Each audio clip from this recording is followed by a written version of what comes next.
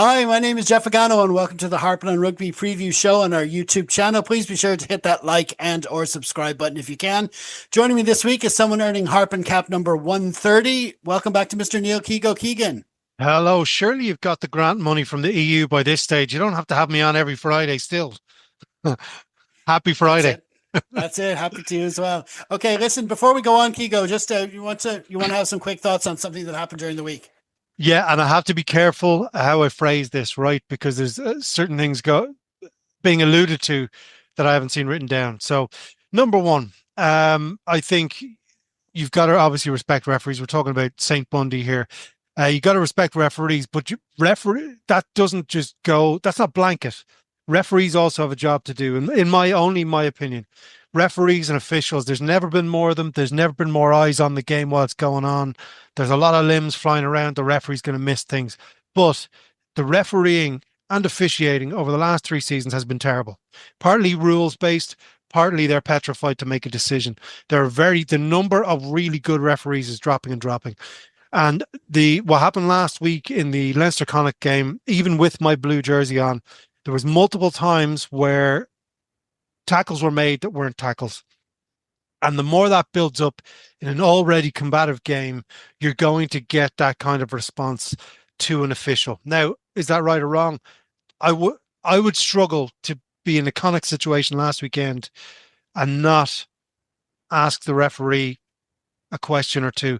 And with the adrenaline going and the combative nature of our lovely sport, that's not going to be a normal you and I chatting right now. It might have the volume increased a wee bit. That's got to be taken into account. Now, whatever happened after the game, I haven't seen it written down. I'm only talking about during the game.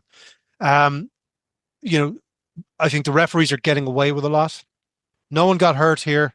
No one got injured. It's simply a player reacting to bad officiating. And I think when we look at the statement coming out by the union, things like that, when St. Sexton did it a million times, they didn't release a statement. Everyone kind of crossed their fingers and hopefully the ban goes down to whatever. So, number one, it's not double standards, it's 500 different standards. And number two, we've also got to take into account the nature of our sport, what that entails in terms of adrenaline. It's a combative sport, and also the referees. It's a triangle. The referees we're letting them away with too much. They need to do a report afterwards to say, and we need to see certain bits and pieces of that as well, because there's never been more eyes on the game, and I do think Bundee got the raw end of the deal here. Only my opinion. Yeah, I mean, it's interesting. I suppose to give the other side, we've been giving this particular referee, Owen Cross, praise for his Hmm. overall performance. We think he's one of the better the better referees in the system, and we hope he moves up and maybe gets some test rugby. I do understand the need for consistency throughout, and I can see how it can be frustrating. The only two things we don't know, I suppose, the variables here are what exactly he said, Hmm. which would have been, even though it was off the pitch, it still would have been in front of people. It would have been public, and you don't know I mean, I suppose there has to be a limit to how much he can actually say or what he can say. So we don't know that. But also, I mean, it's a question of, the referees themselves, I suppose, have to make a choice whether they want to pursue this, or pursue something or not, or, make official reports. I mean, they do Hmm. get a lot of abuse during games anyway, but so I suppose it's all depends on where they draw the line as to what they hear. But I suppose if they go to the league and say, listen, I'm reporting this player, he said this and the other, the league does have to act. So it's where that line is drawn, but still, it was an unfortunate thing to happen and become so public. I've been hearing about this from people who just don't even know rugby throughout the week. I got Yeah. forwarded in my WhatsApp. Oh, Bundee banned, Bundee banned, Bundee banned, Bundee banned. So I suppose that amount of exposure just before Six Nations, kind of really raises it a few levels. So there's a question to be asked of whether it needed to be at that level. 100%. And I know we don't want to take up the whole day with this chat, but the problem now is the fish is getting this big. He said this, he said that. It's only, let's break it down to the game. Let's break it down to what we were watching on TV. Anything we see on our box, whether it's in the non-dodgy box, fully paid for, in the living room or in the pub or wherever we're watching, if we see it, they have to see it. That's that ends everything. And the problems start is when, okay, if Cross is a great referee, that's fine. He missed a huge amount on the day. And that is going to build massive frustration, especially when it appears to only be going one way. And I'm still in my blue jersey, not the green of Connacht, but a lot of it was going the wrong way, and that's going to build to frustration. So the referee has a job there as well to say to the captains, there's 100 of us watching this game, eyes in the sky, eyes on the ground. This is what we are seeing. You know, they've got to explain where all these things come from. That Ringrose tackle, no hands. He's flying in like Superman, like he's auditioning for the DC film. Fair play, but like reverse the jerseys. We're demanding a look at that again, and that was just building all the way through the game. Doesn't excuse anything that did or didn't happen. The fish is now this big, but the problem is, Sexton did it. I'm sure Paulie did it back in the day. Doris doesn't do it. He's a nicer guy, but he does have a lot of chat out of him. Let's keep it consistent on our side as well as the referees. So I just think I don't want that to be the last time I see Bundee in the big jersey, or the possibility of the big jersey. Fella is a warrior. The reason why we love him is he leaves every ounce of him out there. And maybe sometimes he leaves too much out there. So, all the best to Bundee. If you see him in Galway, buy him a coffee. Absolutely. Okay, well, listen, let's move on now to our feature match of the week, which is, of course, Leinster v Edinburgh in round 11 of the 25-26 BKT United Rugby Championship. It's taking place at the Aviva Stadium on Saturday, January 31st, kicking off at 5:30 p.m. with TV coverage on Premier Sports 1 and URC.tv. Leinster named their match day squad at lunchtime on Friday. If you're watching on YouTube, it should be right there on the screen, or for pod listeners, you'll find it in the program notes. Now, Keego has picked out some points, starting with Charlie playing at 10. Yeah, so well, number one, 5:30, bank holiday weekend. Get there early, make some noise. That's the prerequisite. Charlie at 10, like you've been saying his name for about four seasons, three and a half, 4 seasons now. We've seen him at 12. We've seen him all over the pitch. He's now running the show, which is great. He would have had that all week. So this is another massive week for the guy. With Luke McGrath on cap, 563,000 at this stage. So, and then this is a precursor, aren't we? Playing Edinburgh in the next round of Europe as well in May sometime, April. So, this is really, really important. So I think, and then we kind of talk about the players with the injuries building up in green. Everyone is nearly playing for a green jersey at this stage. So it's a massive, massive weekend, massive week for Charlie. And I think he's really going to stand up. And I think we're going to see even more from the guy at 5:30 tomorrow.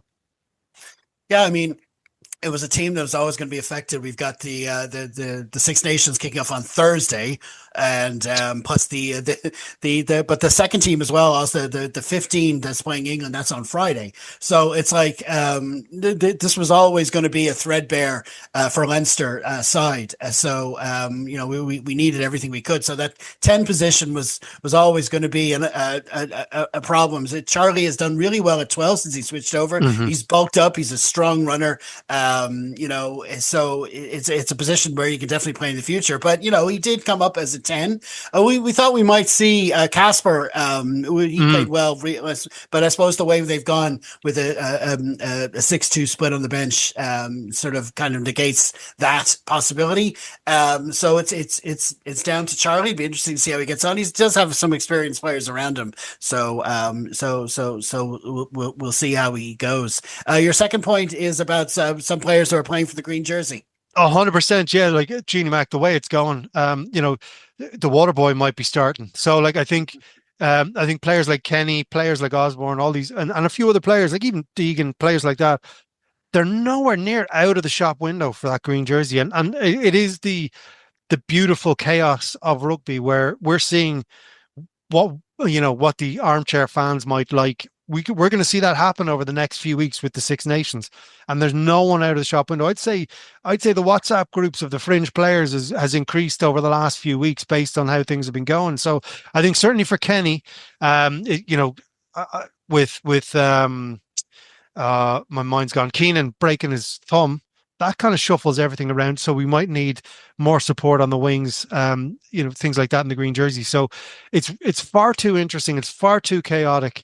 And I have far too little hair left to pull out over the next couple of weeks. So I think that's something that the players have to have in their head. It's not just the lads are away. We're keeping the ship afloat here while the Six Nations is on. We may get a shot here before this tournament's over.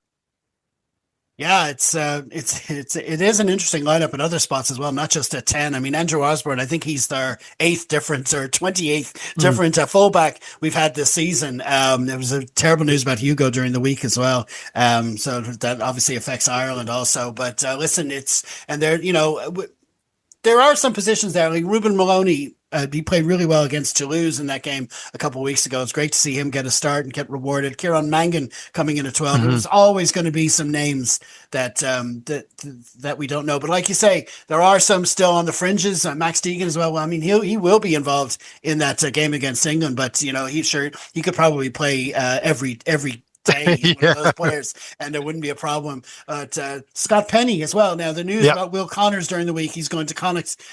So this is a really good opportunity for him in particular, just to show, listen, I'm ready to step up, come out from Van der Fleur's shadow and take Leinster. That's the crucial 7 jersey into the future. So we'll need a big display from him.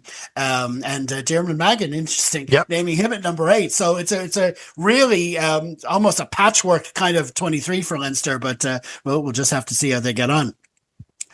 Okay, so now it's time to have a quick look at our opponents. Edinburgh currently sit 12th in the URC with 3 wins from their 9 matches. In the Champions Cup, home wins over Toulon and Gloucester, they had them doing well, but they were undermined by heavy away defeats to Bath and Castres, leaving them with a trip back to the Aviva Stadium, like you said, in the round of 16 on Easter Sunday. They haven't had much success over the years in Dublin, have they, Keego? No, but this works both ways. So when I'm talking about putting a marker down for Leinster, Edinburgh can do the same thing, and especially when you look at the front row that are going up against each other, they will fancy it. They'll fancy a shot with the relative inexperience. So I think they're going to be looking at it. I don't think they're thinking about league form. Similar, we were talking about Connacht last week, looking at it as a cup final. I think they're going to start looking at it that kind of way, with the final being the game in April. In Europe, I think that's what they're going to do, and they will try and put a marker down. Like there's a bit everywhere, but you generally in a league format you end up where you're supposed to be, and the positions don't really lie. So I think they kind of are going to look at it as a free shot, a chance to put down a marker, maybe bruise up a couple of Leinster players, so they talk about it between now and April. But this weekend is what it is, and it's patchwork from Leinster that has to perform. Edinburgh, very, very different targets for this game. Yeah, and it's an interesting lineup from them. It's a lot stronger than we thought it would be. I mean, obviously, the different unions have different approaches. This round in particular has got to be especially for Ireland, because it's like 5 days before a test match. We really have to go to the bare bones. But Scotland haven't gone that way. I mean, you look at Duhan No. van der Merwe there, Magnus Bradbury, all players that would be likely to. Velikot has done really well. So it is it's a strong matchup there, and they're definitely not. They're not coming just to get this game out of the way before the Six Nations. Yep. I think they will compete. They probably looked at Leinster's run and they said, well, teams have, we spoke on our pod last week about how Leinster so often come from behind for all these wins. Edinburgh will probably say, well, listen, we can maybe get ahead of them as well and maybe stay ahead. So it's definitely an interesting lineup there. Okay. Can I just throw one thing in? We got to remember it's contact sport, and I think Scotland are very much leaning on that. There's a lot of players who are going to be bruised up going into the Six Nations. Not a bad thing. They're not doing warm, cold weather training out in Portugal, where I'm sure they're getting bruised up as well. But there are players who are getting in there, getting match fit, risking injury. But the reward for that is they can start at 100 miles an hour in the opening Six Nations game. Absolutely. Okay, so a quick look at the officials now. Andrea Piardi is holding the whistle, and there's Irish assistance there. The weather for Dublin 4, listen, after the week that we've had with the rain and storms and all this stuff, I'll take partly cloudy. I'll take that. 5 degrees, that's okay. Mild enough. No wind, 25% chance of rain. That sounds like Summertime. That's great weather for what we've gone through. So it looks like it's going to behave for us. So now it's time to have a quick look at the other matches this weekend. Which one stands out for you, Keego? Well, we're always Connacht second game playing Zebra. I haven't looked at the teams or anything like that yet, but the way the scheduling is lined up, that's 3:00, I think, and Leinster are 5:30. So that's the day booked for the bank holiday weekend. But we keep talking about Connacht and losing bonus points and things like that. it has to start turning around. I know with the news from last week, he wouldn't have been playing this week anyway, but that might be that little, elastic band around the Leroy D to get them a little bit more aggressive. To everyone's against them kind of thing, because you got to use everything you have at your disposal, whether it's kind of emotional energy or game plans, things like that. Maybe Connacht for a couple of games just rely on that raw Galway emotion, just that raw anger to get through this game, because Zebra aren't a joke, but I think it'd be a great win if Connacht could do it. Fingers and toes crossed. Yeah, absolutely. That's that. Like you say, they're playing Zebra. Munster play Glasgow. It's a shame that those two can't go head to head full strength. That'd be a big occasion. But obviously, Munster have players away with the Ireland squad as well. But they're playing Friday evening. The Stormers, top of the league, they're away to the Sharks. They're playing local derbies, of course, this time of year. And Ulster hosts Cardiff. That's another top of the table clash. So lots to go on this weekend. And not to miss a chance to needle people. Munster don't have very many people in the Ireland setup, so they should be fine. I'll let you say that, not me. Okay. Listen, going back to our feature match, it's head on the black time, Keego. How do you see it going on HQ on Saturday? It's going to be closer than I want it to be, but I think I'm going. I don't know what's going on, because every week we kind of go, Jeannie Mac, what's going on? And it's a 10-point, 12-point, 15-point win. So I'm just going to stick with that. It's 10 to 12 points, Leinster. I don't know why. I don't know how. I don't know what's going on, but I think that's what's going to happen. Yeah, I mean, there's been a lot of talk about Leinster's winning run, but the fact still remains we still need to keep it going. I mean, this isn't a game we can afford to slip up on. So they've got to go for the 5 points, whatever they have.